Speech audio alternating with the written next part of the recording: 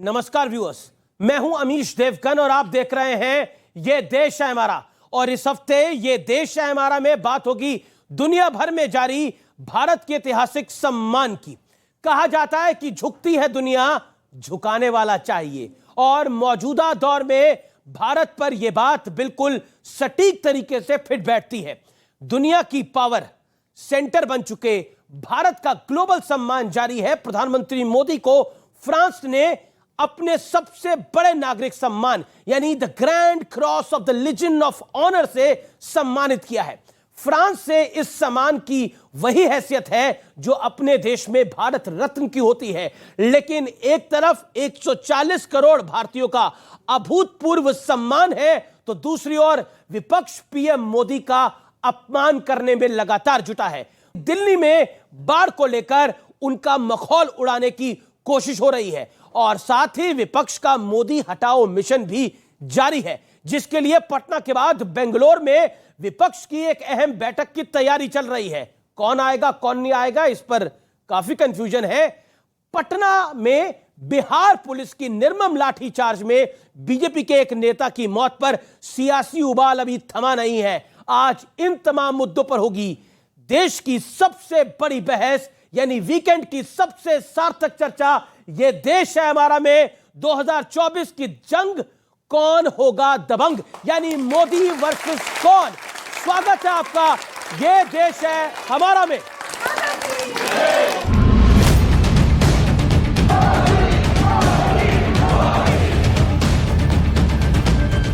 It was a beautiful speech and I'm crying because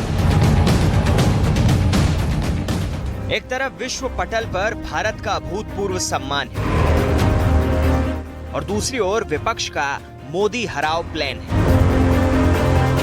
France ने अपने सर्वोच्च सम्मान Grand Cross of Legion of Honour से प्रधानमंत्री नरेंद्र मोदी को सम्मानित किया। ये मोदी पहले भारतीय हैं जिन्हें फ्रांस ने सम्मान दिया है। और इसके साथ ही प्रधानमंत्री मोदी अफ्रीका के पूर्व राष्ट्रपति नेल्सन मंडेला, संयुक्त राष्ट्र के पूर्व महासचिव बुटरोस घाली समेत उन चंद लोगों की कतार में शामिल हो गए हैं जिन्हें यह सम्मान मिला है।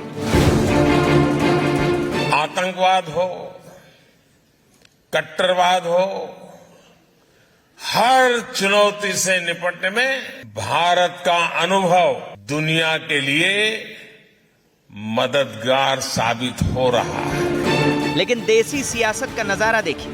कांग्रेस के बड़े नेता जयराम रमेश दिल्ली में बाढ़ को लेकर पीएम मोदी पर तंज कस रहे हैं और संवेदनहीनता का निचला स्तर देखिए। फ्रांस में पीएम मोदी को देखकर एक महिला भावुक हो गई, लेकिन कुछ लोग सोशल मीडिया पर इस घटना का भी मखौल उड़ा रहे हैं। and I'm crying because I'm so moved. I think he spoke from his heart. It was a lovely speech. बहुत अच्छा लगा। उधर बिहार में बीजेपी नेता की मौत के बाद सियासी आरोप प्रत्यारोप जारी। दूसरी ओर 17 और 18 जुलाई को होने वाली विपक्ष की बैठक के लिए अब कुनबा बढ़ाकर कांग्रेस बीजेपी पर मनोवैज्ञानिक बढ़त लेने की फिराक में है। लेकिन सबसे बड़ा सवाल यह है कि मोदी के सामने विपक्ष का चेहरा होगा कौन। तो आज इसी मुद्दे पर होगी देश की सबसे बड़ी बहस। गौरव भाटिया मेरे साथ हैं, भारतीय जनता पार्टी के प्रवक्ता, उनका अभिनंदन है, जोरदार तालियों के साथ अभिनंदन करिए। मेरे साथ अभय दुबे हैं, कांग्रेस पार्टी के प्रवक्ता, जोरदार तालियों के साथ उनका अभिनंदन है। राजकुमार भाटी प्रवक्ता समाजवादी पार्टी के, जोरदार तालियों के साथ उनका अभिनंदन करिए। सत्य प्रकाश है मेरे साथ, जेडीयू के नेता हैं, नीतीश विचार मंच के संयोजक हैं, जोरदार तालियों से उनका अभिनंदन है। और सुब्रस्त्रा मेरे साथ है, राजनीतिक विश्लेषक है, लेखिका है, जोरदार तालियों से उनका भी अभिनंदन है। तो इस चर्चा की शुरुआत करते हैं और अभय दुबे शुरुआत आप ही से कर लेते हैं। चंद्रयान 3 सक्सेसफुल लॉन्च हुआ है, देश के लिए गर्व की बात है। फ्रांस में प्रधानमंत्री को लीजन ऑफ ऑनर अवार्ड से सम्मानित किया गया है, देश के लिए गर्व की बात है।